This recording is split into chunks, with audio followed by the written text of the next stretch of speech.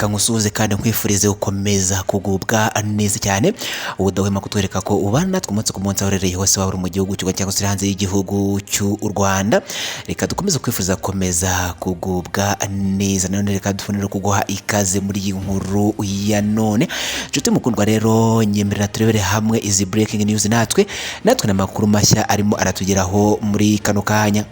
Ni inkuru y'incamugongo, ni inkuru yakomeje kugenda igarukaho cyane haba mu binyamakuru ndetse no ku mbuga nkoranyambaga zigiye zitandukanye. Inkuru y'incamugongo yumvikanye mu karere ka Nyanza, mu murenge wa Muyira, mu kagari ka Nyundo, mu mudugudu wa Nzoga, akaba habereye impanuka y'imodoka yo mu bwoko bwaho. Iyi modoka ikaba ihitanye umusore. Amakuru avuga ko iyi mpanuka y'imodoka yo mu bwoko bwaho ifite plaque RAG 215I yari itwawe n'uwitwa Kwizera Jean Claude avuye mu karere ka Ruhango mu murenge wa Byimana ajya mu karere ka Bugesera ahubakwa ikibuga cy'indege. Iyo modoka igeze ahahoze ikibuga cy'umupira w'amaguru, aha hantu hakaba hitwa Nyabugugu. Amakuru avuga ko yacitse feri ikigera hano hantu igongo witwa Ntukabumwe Gerard w'imyaka 22 wari wicaye kuri borudire y'umuhanda. Uyu akaba yahise ahasiga ubuzima. Hakaba hakomeje kwibazwa impamvu iyi mpanuka yaje kuba. Ni uyu mushoferi yaba yari yasomye kuri Kamanyinya, bose rero bikaba bikomeje kugenda bibabera urujijo. Muri wowe ushobora kwise wibaza ibibazo byinshi, utese aba bombi iyi modoka yaje kuba yagonga baba bajyanywe mu bitaro, se haba hari uwigeze yitaba Imana? Byose rero ukaba uri buze kuza kubisobanukirwa. Ese ishami rya polisi rishinzwe umutekano w'umuhanda ryaba ritangaza iki kuri iyi mpanuka yaje kuba yabera muri kano karere ka Nyanza? Byose ukaza kuza kubisobanukirwa muri iyi nkuru ya none. Icyo tugusaba ni uko dutega amatwi ukagera ku musozi w'inkuru ukaza kugira ngo uze gusobanukirwa iby'amakuru akomeje kugenda agarukwaho muri kano karere ka Nyanza, by'iyi mpanuka yakomeje kugenda igarukwaho na benshi. Mbere yuko tugaruka kuri iyi nkuru ku buryo burambuye, reka tugwisero kanda kuri sabone cyangwa subscribe, none bagiye gukanda kunzogera kugira ngo amakuru yacu tujye tuyishyira notification ujye uzibona uri mu bambere. Amakuru yacu ugiye akurikirana 5 kuri 5. Kurasha cyangwa se partage amakuru yasangiza inshuti n'abavandimwe. Ikindi wibagirwe uko like ujya hasi no muri comment ube wasiga igitekerezo cyawe kuko nacyo ni ingenzi cyane. Ibyizo bishime ndetse n'ibibi nabyo ubine kugira ngo tubone uburyo dukosora tujye tugeza amakuru acukumburanwe ubuhanga, amakuru acukumburanwe ushoze ndetse amakuru yizewe cyane. Nkuko twiyemeje kuzajya tukugezaho update z'amakuru yose bavuga mu gihugu cy'u ndetse n'avuga hanze y'igihugu cy'u Rwanda. Akaba ariyo mpamvu kano kanya tuje kugira ngo tugezeho update z'aya makuru yakomeje kugenda agarukaho n'abatari bacyano muri kano karere ka Nyanza y'iyi mpanuka y'imodoka yo mu bwoko bwaho. Nkwaikaze.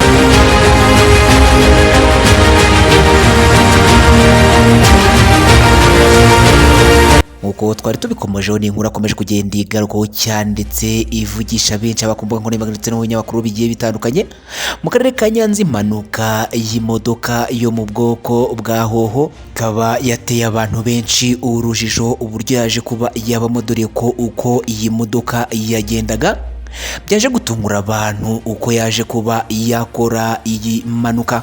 Nkuko amakuru yakomeje kugenda bigarukaho, impanuka y'imodoka ya hoho ikaba ihitanye ubuzima bw'umusore hano muri kano karere ka Nyanza.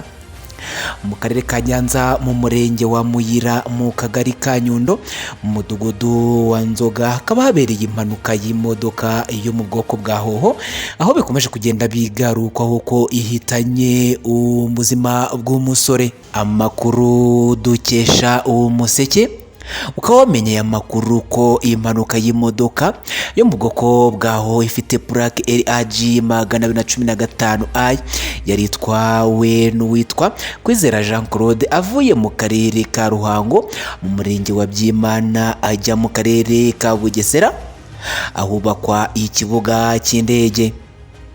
iyo modoka igeze ahahoze ikibuga cy'umupira w'amaguru ahantu hitwa Nyabugugu. Amakuru avuga ko yacitse feri ihita igonga umusore wari wicaye kuri borudire z'umuhanda witwa Ntukabumwe Gerard w'imyaka 22, ndetse uyu musore nk'uko byakomeje kugenda bigarukwaho akaba ngo yahise ahasiga ubuzima. Benshi bakimara kumva ibyaya makuru bakaba bahise bagwa mu kantu bitewe nuko ngo hari bamwe iyo modoka yari imaze kunyuraho, ndetse uko yagendaga bitagaragaraga ko iri bukore iyi mpanuka. Ni inkuru yarijije benshi, ni inkuru yababaje benshi cyane cyane inshuti z'uyu musore ndetse n'abavukanye ndetse n'abo mu muryango we by'umwihariko, bakaba bakomeje kugenda batangaza ko bakwiye kuba bahabwa ubutabera, dore ko byakomeje kugenda bitangazwa ko uyu mushoferi yari afite umuvuduko mwinshi mu muhanda, aribwo ngo yaje kuba yata umuhanda akagonga uyu musore wari wicariye ku muhanda ku nkengero z'umuhanda kuri borudire, bikarangira rero uyu musore aje kuba yahita ahasiga ubuzima. Mu makuru twahawe na bamwe mu baturage hano muri kano karere ka Nyanza baje kuba babona iby'iyi mpanuka imbona nkubone, bakaba badutangarije ko babonye imodoka imanuka ndetse uburyo yamanukagamo ngo yamanukaga yitonze, nibwo bagiye kubona babona ifashe umuvuduko uri hejuru cyane. Ariko mu by'ukuri ngo nubwo yari ifashe uyu muvuduko uri hejuru cyane, hakaba hatangajwe ko ngo yari icitse feri. Iyi modoka rero ngo yahurudutse iragenda ihita umuhanda, aribwo yaje guhita ikandagira uyu musore wari ku nkengero z'umuhanda, nabwo yaje guhita hasiga ubuzima. Aya makuru rero tukaba twaje kuyatangarizwa na bamwe mu baturage baje kuba bakwibonera imbona nkubone iby'iyi mpanuka y'iyi modoka yo mu bwoko bwa hoho yaje kuba yahitana ubuzima bw'umusore hano muri aka karere ka Nyanza. Iyi ikaba ari inkuru iri kugarukaho cyane ndetse inababaza abantu benshi kuri uru rupfu rw'uyu musore ruje kuba rutunguranye mu buryo butari bwitezwe. Ni agahinda kavanze n'akababaro muri kano karere ka Nyanza ku bavandimwe ndetse n'inshuti z'uyu musore, ndetse by'umwihariko mu muryango w'uyu musore. Umushoferi akaba yahise ajyanwa ku kigo nderabuzima cya Nyamiyaga kuko yari yakomeretse mu buryo bukomeye cyane, naho umurambo wa nyakwigendera ukaba wahise ujyanwa ku bitaro bya Nyanza ngo ukorerwe isuzuma habe hamenyekana neza kuko iyi mpanuka ariyo yaje kuba yamuhitana. Nguko ngayo rero amakuru akomeje kugenda agarukaho mu karere ka Nyanza, natwe tukaba twari tuje kugira ngo tukugezeho updates z'aya makuru akomeje kugenda ababaza abatari bakeya. Niba ari ubwa mbere ubanye natwe turagusaba kutwiyungaho no gukanda kuri sabone cyangwa subscribe, ntibagirwe no gukanda ku nzogera kugira ngo tujye dushyira amakuru notification ujye uzibona uri mu bambere amakuru yacu ugiye kurikirana 5 kuri 5.